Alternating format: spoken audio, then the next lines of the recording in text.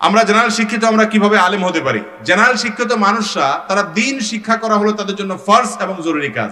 এর পাশাপাশি কোন জেনারেল শিক্ষিত মানুষ, স্কুল কলেজ পড়ুয়া ভাই, তিনি যদি আলেম হতে চান তাহলে তাকে আলেম হওয়ার যে স্টেজগুলো আছে সেগুলো অবলম্বন করতে হবে।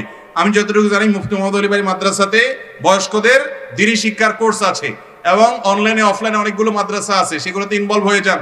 আপনি যদি আলেম হওয়ার জন্য যতগুলো ইলম দরকার আছে, আরবি গ্রামার, ব্যাকরণ, আরবি সাহিত্য এবং প্রয়োজনীয় যে সমস্ত শাস্ত্র আছে সেগুলো সব আয়ত্ত করতে পারেন, কোরআন হাদিসের যথেষ্ট পরিমাণ পাণ্ডিত্য আপনি যদি অর্জন করতে পারেন, তাহলে সেক্ষেত্রে জেনারেল শিক্ষিত হয়েও আপনি আলেম হওয়ার চেষ্টা করতে পারেন। কিন্তু জেনারেল শিক্ষিত হয়ে দু চারটা কোরআন হাদিস জানার পর নিজেকে আলেম ভেবে পণ্ডিতি শুরু করে আলেমদের ভুল ধরা, আলেমদের উপরে আলেমগিরি করার প্রবণতা দেখাবেন না। এটা আজকাল ব্যাপক আকারে দেখা যাচ্ছে। কথা কি বুঝতে পারছি? বিদায় এবারে সাবধান থাকতে হবে।